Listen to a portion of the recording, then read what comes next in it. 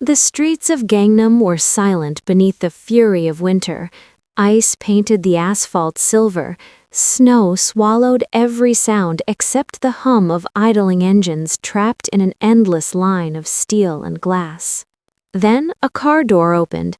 Expensive Italian leather met frozen slush with a soft crack. A man stepped out, his charcoal suit untouched by the chaos around him, his face carved from discipline and control. But then he saw her. She was crouched against a brick wall, her body folded over something precious. Dirt streaked her hollow cheeks, her cardigan hung off her shoulders like a flag of surrender, soaked through and clinging to bones that shouldn't be so visible. Her swollen belly pressed against her knees as she shielded it from the wind. In her trembling hand, a piece of torn cardboard with 3 words scrawled in desperation. Please, help, baby. Kang Min-ho's breath stopped. The umbrella slipped from his fingers and clattered onto the pavement. Rain poured over his perfectly combed hair, over the watch on his wrist that cost more than most people earned in a year. But he didn't move. He couldn't, because the woman on the ground wasn't just anyone. She was the ghost of a choice he thought he'd buried 7 months ago. She was Joanne Harper, the assistant he fired without a second thought, the woman whose dignity he mistook for weakness, the mother of a child he didn't even know was his. Her eyes lifted, and in that frozen moment, the empire he built, the legacy he protected, the man he thought he was, it all shattered like glass beneath the weight of what he had done. Time didn't just stop, it rewound, and the past he thought he'd erased came roaring back with the force of a winter storm. Welcome to Afro Soul's storybook, and darling, you just crossed a threshold you can't uncross. This isn't some fairy tale romance where the prince saves the princess. This is blood and power wrapped in Armani suits. This is a legacy stolen, and a woman ready to burn the world to take it back. Subscribe to watch more of our daily stories, and comment where you're watching from. I want to know how far this storm is spreading, and hit that like button.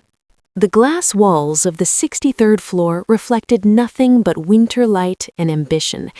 Kang Min-ho stood at the head of the conference table, his fingers pressed flat against the polished surface, his voice sharp enough to cut through steel.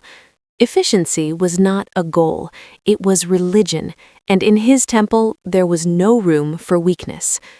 Joanne Harper stood 3 feet away, her spine straight, her hands folded in front of her like she was holding something fragile. She had been his assistant for 3 years. She knew when to speak and when to vanish. She knew his coffee order, his meeting rhythms, the exact tone of voice that meant a deal was about to collapse. She knew him better than anyone in his life ever had. And now she was about to shatter the only rule that mattered. I'm pregnant. The words landed between them like a stone through ice. Min-ho's jaw tightened. He didn't look at her. He looked past her, through the floor-to-ceiling windows at the city sprawling below, at the empire he had rebuilt from the ashes of his father's failures. Every decision he made was calculated, every risk measured, every emotion buried beneath layers of discipline and control. You're dismissed. His voice was flat, final. He didn't raise it. He didn't need to. Joanne didn't move. For a moment, he thought she might argue, might plead, might crack the way others did when he cut them loose. But she didn't. She reached into her pocket, pulled out her keycard, and placed it on the edge of his desk with the kind of care someone might use when setting down a photograph of a person they used to love. Her eyes met his, and in them he saw something he had never noticed before. Dignity. Not defiance, not bitterness. Just a quiet, unshakable dignity that made him feel, for the first time in years, like he was the one who had lost something. She turned. She walked toward the elevator, the doors closed behind her, and Kang Min-ho told himself he had made the right choice, told himself that sentiment was a liability, told himself that in 7 months he wouldn't even remember her name. He was wrong. 7 months of silence can feel like 7 years when you're drowning in it. Min-ho filled the void the way he always did. Work, deals, expansions, board meetings that lasted until dawn. He didn't think about Joanne Harper. He refused to. She was a file closed, a chapter ended, a distraction he had eliminated with surgical precision. But the city remembered her, and on a night when winter came down like a fist, the city forced him to remember too. The blizzard hit Seoul without warning. Traffic choked the streets of Gangnam, turning the district into a graveyard of headlights and honking horns. Min-ho sat in the back of his sedan, his driver silent, the heater humming softly as snow piled against the windows. He had been on his way to his favorite restaurant, the kind of place where reservations were made months in advance, and every dish was a work of art. But now the car wasn't moving, and neither was anything else. He glanced out the window, and that's when he saw her. At first, he didn't recognize her. She was just a shape against the brick wall, hunched over like someone who had given up on standing. Her cardigan was soaked through, clinging to her like a second skin. Her hair hung in wet ropes across her face. She wasn't wearing gloves. She wasn't wearing a coat. She was shivering so violently that even from inside the car, Min-ho could see her body convulsing with cold. And then she looked up. Her lips were blue. Her cheeks were hollow, her eyes were sunken and ringed with exhaustion, but they were still the same eyes, Joanne's eyes, and beneath the cardigan, pressed against her knees, was the unmistakable curve of a swollen belly. Min-ho's breath caught in his throat. His hand moved to the door handle before his mind could catch up. He pushed the door open, stepped out into the freezing lane, and felt the wind slice through his suit like a blade. He didn't care. He moved toward her, his shoes crunching over ice, his heart hammering in a way it hadn't in years. Joanne. Her name fell from his lips like a confession. She didn't respond. She just stared at him, her expression blank, her body curled protectively around the life inside her. There was a piece of cardboard beside her, the ink already running in the rain. Please, help, baby. Get in the car. His voice was a command, the same voice he used in boardrooms, the same voice that made grown men sign contracts they didn't want to sign. She shook her head, slowly, like even that small movement cost her everything she had left. I don't want your money. Her voice was barely a whisper, hoarse, broken, but it still carried the weight of that same dignity she had when she left his office. Min-ho crouched down, his expensive suit soaking up slush and filth, his face level with hers. Get in the car. I'm not offering money. I'm offering shelter. Get in the car. She opened her mouth to refuse again, and then her eyes rolled back, her body went limp, and Min-ho caught her before she hit the pavement. He didn't take her to a hospital. He should have. He knew he should have. But the paparazzi lived outside hospitals. The press fed on scandal, and if they saw Kang Min-ho carrying a pregnant woman through the emergency room doors, the headlines would write themselves. So he took her to the one place no one could reach, his penthouse. The elevator ride was silent, except for the sound of Joanne's shallow breathing.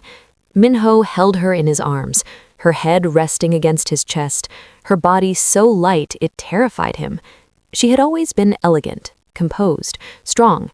Now she felt like something that might break if he held her too tightly. When the doors opened, he carried her to the guest suite, laid her on the bed, and called his private physician. Dr. Choi arrived within the hour, examined her in silence, and left Min-ho with a prescription, a warning about dehydration and malnutrition, and a look that said more than words ever could. Min-ho stood in the doorway and watched Joanne sleep. Her breathing was steadier now. Color was returning to her cheeks, but even in sleep, her hand rested on her belly, protective, instinctive, unbreakable. He stepped into the room, and that's when he saw it. Her bag, tattered, torn at the seams, barely holding together. It sat on the floor beside the bed, its contents spilling out like secrets that couldn't be contained anymore. Min-ho knelt. He told himself he was just checking if there was anything she needed. Medicine, identification, something practical. But his hands found something else, a stack of notebooks, old ones, the kind she used to carry everywhere when she worked for him. He opened the first one, and his world tilted. Page after page of notes, deal structures, client profiles, negotiation strategies. But not just notes, solutions. She had written out solutions to problems he thought he had solved on his own. The merger with Zhang Industries, the acquisition of the European tech firm, the hostile takeover that saved his company from bankruptcy. He had taken credit for all of it. The board had praised his genius. The press had called him a visionary. But the handwriting in these notebooks wasn't his. It was Joanne's. Every deal, every victory, every moment he thought proved he was untouchable. She had been there, in the shadows, closing gaps he didn't even know existed, and he had never noticed. He had never thanked her. He had never seen her. He had just fired her. Min-ho's hands shook. The notebook slipped from his fingers and hit the floor with a soft thud. He stood, walked to the window, and stared out at the city lights bleeding through the snow. For the first time in 7 months, he felt something he had spent his entire life avoiding: shame. He didn't sleep that night. He sat in his study, the notebooks spread across his desk, reading every word Joanne had written.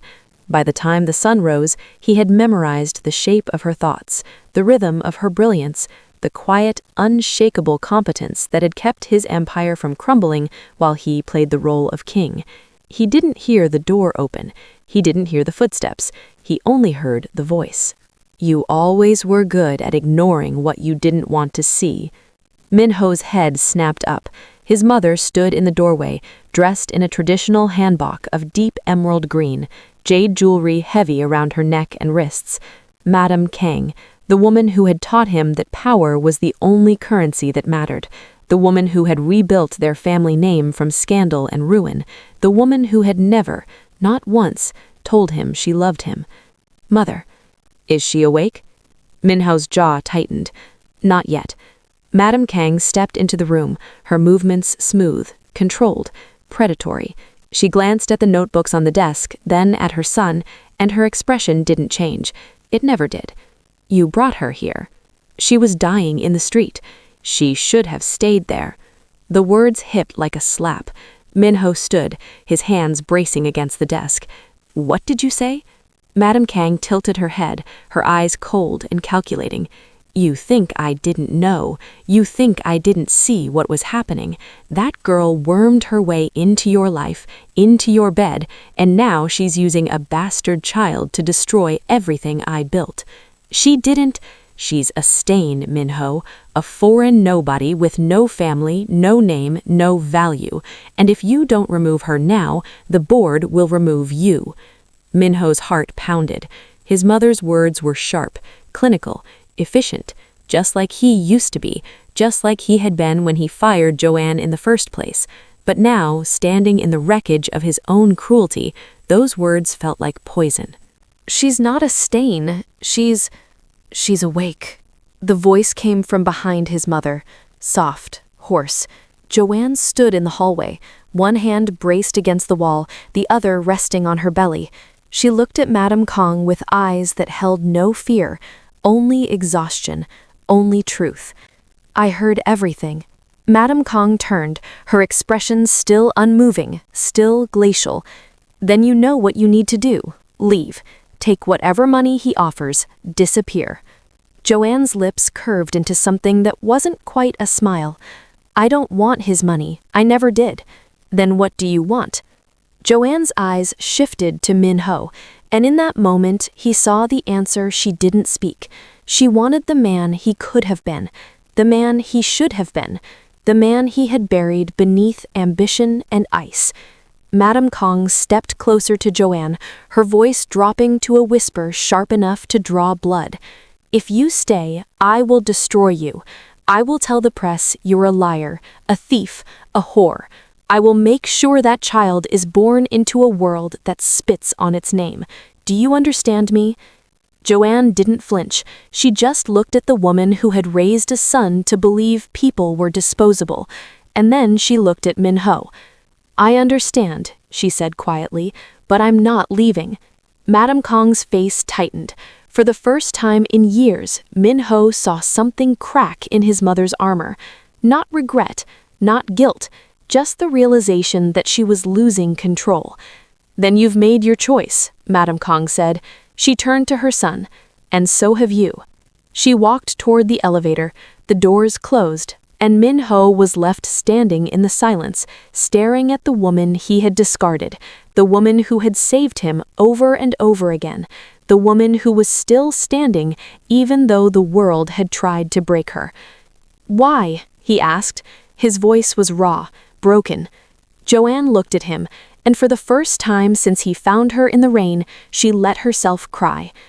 "Because I wanted him to breathe the same air as his father." The words hit Min-ho like a freight train. His legs gave out. He sank into the chair behind him, his hands covering his face, his shoulders shaking.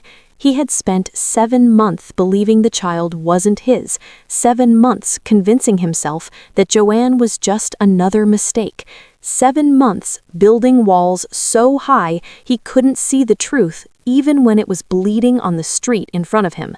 But now the walls were gone, and all that was left was the wreckage of what he had done, and the faint, impossible hope that maybe, just maybe, he could still become the man Joanne had always believed he could be. The days that followed were strange and fragile, like walking on ice that could crack at any moment. Joanne stayed in the guest suite, recovering slowly under Dr. Choi's care. Min-ho moved through his penthouse like a ghost in his own life, watching her from doorways, bringing her tea she didn't ask for, searching for words that wouldn't come. On the 3rd night, he found her standing at the window, her silhouette backlit by the city's glow. She wore one of his shirts, too large for her frame, her hand resting on her belly in that constant, protective gesture he had come to recognize. "You should be resting," he said quietly. "I've been resting for 3 days. I'm not made of glass. You collapsed in the street. Because I had nowhere else to collapse." The words hung between them, sharp and true. Min-ho stepped closer, his hands in his pockets, his shoulders tense. "Joanne, I need to know. The baby, is it yours?"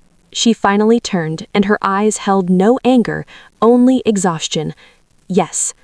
The confirmation should have terrified him, should have sent him spiraling into calculations and damage control. But instead, he felt something else, something that made his chest ache in a way he didn't have words for. "Why didn't you tell me?" Joanne laughed, but there was no humor in it. "When? When you fired me? When I tried to call and your secretary said you'd blocked my number? When I stood outside your building for 6 hours waiting to see you and security threw me out?" Each word was a knife. Min-ho Frenched. "I didn't know." "You didn't want to know." She moved away from the window, her movements slow and careful. "Do you remember that night, Min-ho? The night your father's anniversary passed and you drank until you couldn't stand? You told me things you'd never told anyone. You cried in my arms. You said I was the only person who saw you as something other than a machine." He remembered, or he had tried not to remember. That night was a blur of grief and whiskey, and the feeling of someone holding him together when he was falling apart. And then morning came and shame replaced everything else, so he buried it, pretended it never happened, went back to being the man who didn't need anyone. "The next morning," Joanne continued, "you looked at me like I was a stranger, like that night never existed. So when I found out I was pregnant, I knew telling you would destroy both of us. I was going to leave quietly, but then your mother, she framed you." Joanne nodded. "She showed you documents, emails, evidence that I was selling company secrets, all fabricated, all designed to make you hate me enough to cut me loose without questions." Min-ho's hands clenched into fists. "I saw the sonogram in your bag. The date was the morning you fired me. I was going to show you, tell you everything, but you didn't even let me speak." The weight of it crashed over him. 7 months of suffering, 7 months of Joanne carrying his child alone, homeless, starving, while he sat in his tower of glass and steel, convincing himself he had made the right choice. He had prided himself on efficiency, on cutting out weakness, and in doing so, he had cut out his own humanity. "I'm sorry." The words felt pathetic, insufficient, but they were all he had. Joanne's eyes glistened. "I didn't stay for an apology, Min-ho. I stayed because despite everything you did, despite how much you hurt me, I wanted our son to know his father, even if that father never wanted to know him." "I want to know him." The words came fast, desperate. "I want to know you. I want—" He stopped, his throat tight. "I don't know how to do this. I don't know how to be anything other than what I've been." Joanne stepped closer, close enough that he could see the faint freckles across her nose, the way her hair fell across her forehead, the strength in her eyes that no amount of suffering could break. "Then learn," she said softly, "because I can't do this alone anymore." The Hangum Charity Gala was the event of the year. Seoul's elite gathered in a ballroom that dripped with crystal and gold, where champagne flowed like water and every handshake was a negotiation. Min-ho had attended dozens of these events. He knew how to work a room, how to smile without meaning it, how to make people believe he cared about causes he'd never thought about twice. But tonight was different. Tonight, Joanne walked beside him. She wore a gown of midnight blue silk that cascaded over her frame like liquid shadow, carefully tailored to disguise her pregnancy. Her hair was pulled back, elegant and simple, and she moved through the crowd with the same quiet grace she had always possessed. People stared, whispered, wondered who she was and why Kang Min-ho had brought a stranger to the most important event of the season. Min-ho kept his hand at the small of her back, a gesture that was both protective and possessive. He had rehearsed the speech 100 times. Tonight, he would introduce Joanne. Tonight, he would claim her publicly. Tonight, he would burn every bridge his mother had built if it meant keeping Joanne and their son safe. But he never got the chance. The lights dimmed. A screen descended from the ceiling, and the room fell silent as a video began to play. Min-ho's blood turned to ice. The footage was grainy, shot from a distance, but the image was clear enough. Joanne, kneeling on the pavement, the cardboard in her hand, "Please, help, baby." But the video had been edited, cut, manipulated. It showed her reaching out to passing cars, her face twisted in what looked like desperation. It showed her counting money that didn't exist. And then it showed a man, a stranger Min-ho had never seen, handing her cash as she smiled. The voiceover was clinical, emotionless, devastating. "This woman has been targeting wealthy men for months, claiming to be pregnant and in need. She is a known con artist with a history of extortion." The screen went black, the lights came up, and every eye in the room turned to Joanne. Min-ho's board of directors stood at the front of the room. "Kang," one of the directors said, his voice carrying across the ballroom, "we trusted you to lead this company with integrity. Instead, you've brought a criminal into our most sacred event.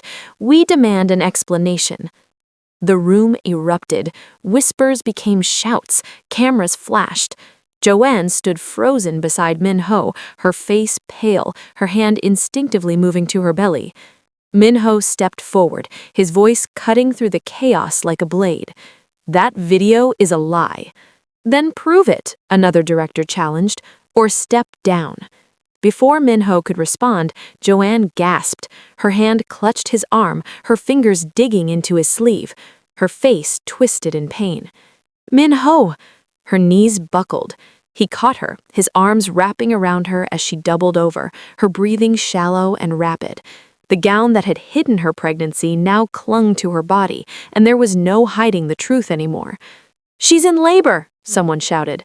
The crowd backed away like Joanne was contagious.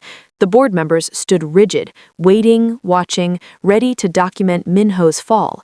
His mother sat motionless, her face a mask of stone. And Min-ho made his choice. He shrugged off his tuxedo jacket, letting it fall to the marble floor. He knelt beside Joanne, his knees hitting the ground without hesitation, his hands cradling her face as another contraction ripped through her. "Breathe," he whispered. "I've got you." Cameras swarmed, flashes exploded like fireworks. The elite crowd pressed closer, their phones out, their judgment written across their faces, and Min-ho didn't care. He looked up at the cameras, at the board, at his mother, and his voice rang clear and unshakable. "She is not my assistant. She is not a criminal. She is not a mistake." He pulled Joanne closer, his forehead resting against hers. "She is my life, and this child is my son, and if you want my resignation, you can have it, but you will never have my silence. You will never have my shame, because I am done being the man you wanted me to be." The ballroom erupted. Some people cheered, others gasped. The board members shouted for security, but Min-ho didn't move. He lifted Joanne into his arms, cradling her against his chest, and walked toward the exit as the cameras followed. "Call an ambulance," he ordered, his voice steady despite the chaos. "And someone get Dr. Choi, now." Behind him, his mother finally stood. For the first time in his life, Min-ho didn't look back. The apartment was small, a tenth of the size of his penthouse. The furniture was secondhand, the walls were thin, and the neighbors were loud. But it was theirs. Min-ho sat on the floor of the nursery, a tiny bundle of blankets in his arms. His son, 3 weeks old, perfect and terrifying and impossibly small. He had been trying to swaddle the baby for 10 minutes, and the blanket kept coming loose, the edges uneven, the whole thing a disaster. "You're doing it wrong," Joanne said from the doorway. Min-ho looked up, his hair falling across his forehead, his sleeves rolled to his elbows. "I know I'm doing it wrong. He knows I'm doing it wrong. Everyone knows." Joanne laughed, and the sound was light and genuine, and everything Min-ho had been missing his entire life. She crossed the room, knelt beside him, and gently took the blanket. Her hands moved with practiced ease, folding, tucking, securing, until their son was wrapped snugly and safely. "There," she said, placing the baby back in Min-ho's arms. "See? He's perfect." Min-ho stared down at his son's face, at the tiny fingers curled against the blanket, at the way his eyes blinked sleepily in the soft light. "I don't know how to do this," he admitted quietly. "Neither do I," Joanne said. She leaned her head against his shoulder. "But we're learning." Outside, the city hummed. The empire Min-ho had built continued without him. The board had replaced him within days, his mother had disowned him publicly, and his name had been dragged through every news outlet in the country. He had lost everything, and he had never been happier. His son stirred, a small sound escaping his lips. Min-ho adjusted his hold, careful, gentle, learning. Joanne's hand found his, their fingers intertwining. And for the first time in his life, Kang Min-ho understood what it meant to be rich. Not in money, not in power, but in the quiet, unshakable certainty that he was exactly where he was supposed to be.